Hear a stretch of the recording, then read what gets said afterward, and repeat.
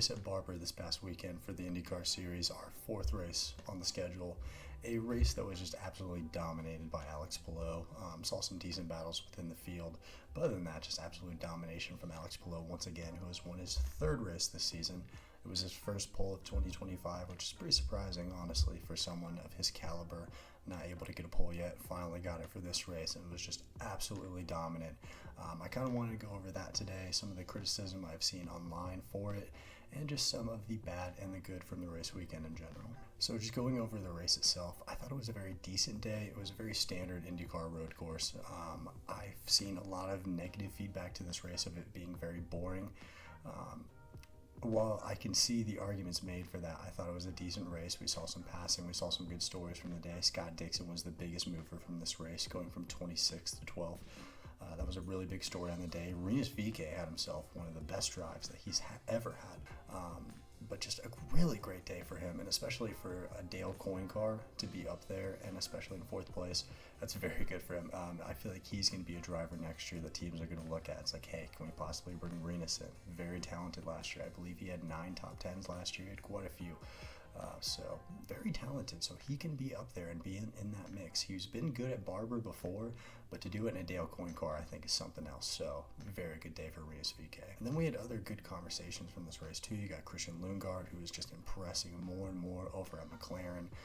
Really good for him. Scotty Mack put together a decent race. Didn't get the win, didn't get that three-peat, but pretty good day for Scotty Mack. Another thing from this race that was interesting to me was all the pit problems, mainly Colt Herta, who has just been hindered by pit issue after pit issue after pit issue this season. It seems like every time Colt Herta has a decent race, it gets ruined by some sort of pit issue, which sucks for him. He's a very talented driver, but just can't fully put it together sometimes. I feel like that's one of Colton's biggest struggles, but it's something you saw across the field too. I believe Louis Foster had an incident, Kiffin Simpson. So it wasn't just Colt Herta who had these weird pit issues, so I don't know what was happening this weekend with that, but multiple drivers had some pit issues. We also had another green flag race without any cautions, which is really interesting. We haven't had a caution since St. Pete. I think we're going to see more this season, obviously, as we get into the oval heavy part of the schedule, but for the road courses so far, I mean, everyone has just been on it in terms of not creating incidents. The closest we got to this was a big save from Louis Foster, who slid off the track but was able to save it somehow. But yeah, it's been crazy right now. We haven't seen any cautions so far since St. Pete. That can be because of drivers kind of managing tires a little better and not pushing it as hard, but I mean, to still not have any incidents, I think is just absolutely insane. But this does come into the conversation of, do we need to do something about it? I've seen the argument online for we need to create cautions and things like that. That's just stupid. We don't need manufactured yellows. We don't need some bullshit like NASCAR has with stage breaks and things like that. IndyCar doesn't need that. I feel like they'll come when they come. It's just kind of an unfortunate thing right now of like, this is what we have to deal with, which I don't think is necessarily a bad thing, but I understand how it doesn't create as many overtaking opportunities as we see on some of the restarts, guys able to get the jump a little bit, but it's just kind of taking it as it comes. So I think there is an appreciation with the fact that we haven't had a caution since St. Pete, so I think that's something to kind of take into account. So yeah, decent road course day dominated by Alex Palou, another win under the belt. To now get into some of the bad from this race that I kind of caught on to a little bit and wanted to talk about. The cars are too heavy.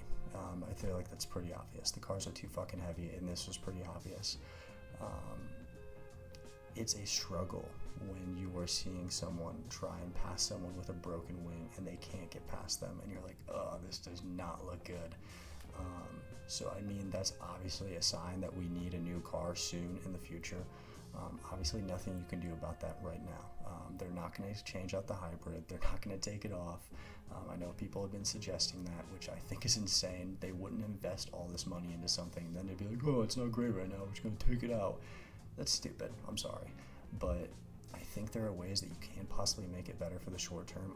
One of my suggestions was going to be creating more pit opportunities, which they're doing with the NDGP, running 2 sets of the alternates and 2 sets of the primaries. I think that's something you can do with the road courses a bit to kind of make it a little more exciting. At the ovals, we're just going to have to wait and see. I feel like those kind of create opportunities themselves, but with the road courses, create more pit stop opportunities. I know that's not the favorite kind of option, but I mean, it's kind of what we have, because I mean, what else are you really going to do with the car right now to be able to make changes? You can't make many until we get a new car.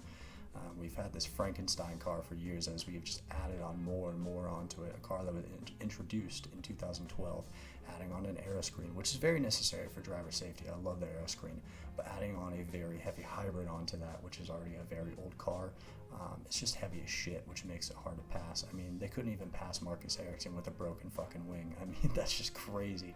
When second place can't pass someone with a broken wing, you kind of have an issue on your hands, which I think the criticisms are valid, but we only have so many changes that we can make in such a short amount of time. This is going to be a long-term fix that IndyCar needs to make. Quickly, also, I don't understand the hate for Alex Palou right now, someone that's just doing his job and winning races and dominating. I'd be more mad at the other teams and your favorite team and favorite driver for not being able to put it together and find the right strategy. So yeah, if you're mad that someone is dominating, I mean, your team simply needs to be better. There's no other way around it. You can't get mad at someone for simply doing their job. And I'm seeing all this talk about how Alex Palou should go to Formula One now and switch it up because he's dominating. Why? We have a legend in the making. Why can't we just appreciate it for what it is? Alex Palou is going to be a legend, if not the biggest IndyCar driver we've possibly ever seen. This dominance that we have not seen before in a long time. You saw it a little bit with Scott Dixon.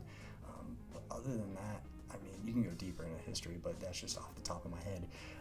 But we have a very historic driver right now that I feel like we really need to appreciate rather than see it as an issue. Now to get into some of the good that we had from this weekend, like I was saying earlier, Christian Lundgaard, another podium. He is having himself such a great start at McLaren right now. I feel like that is someone that is pushing himself into a top spot over there, which is already an interesting situation with the love for Pato O'Ward, him being such a big fan favorite and such a big part of McLaren for years. And for someone like Christian Lundgaard just to come in immediately and dominate and be very good in the field and constantly be on the podium, it creates a conversation which I think at the end of the year is going to be very interesting. You have a very wild and talented driver in Pato O'Ward, but the more consistent and kind of stable driver in Christian Lundgaard, I feel like it creates some really interesting opportunities, and it's creating some really good battles over there at McLaren. Like I was kind of saying before, Scott Dixon as well, 26th to 12th, absolutely insane. The biggest mover in this race. That man is constantly putting together good performances. If he's in the back of the field, he's going to work his way up somehow. It always seems to happen. Rinus VeeKay getting 4th for Dale Coyne, absolutely insane. He is going to get a good drive next year. It's just going to be interesting to see where he goes team-wise. Then Alexander Rossi getting 8th for Ed Carpenter Racing. He is constantly putting together good performances in that car and kind of, I feel like, moving it up and up. And especially as we get to some of these ovals, I feel like we're possibly going to see a podium for him. And then Nolan Siegel as well over at McLaren getting a top 10. I believe his best finish in IndyCar so far in 9th. So a great day for Nolan as well. As we've seen some good performances in this field, it's not just Alex Palou that we need to talk about. Another thing as well for this race is the ratings are going up. We had 900,000 people. I believe it was like 914,000 to be exact, which is good for IndyCar. As long as we are getting closer and closer to that 1 million milestone, I feel like that's good. We saw it for St. Pete. I feel like we can see it again this season.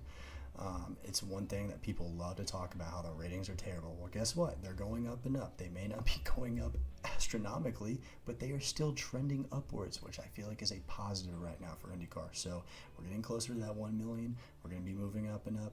I feel like Fox is getting it together a little more. We got sector times and things like that.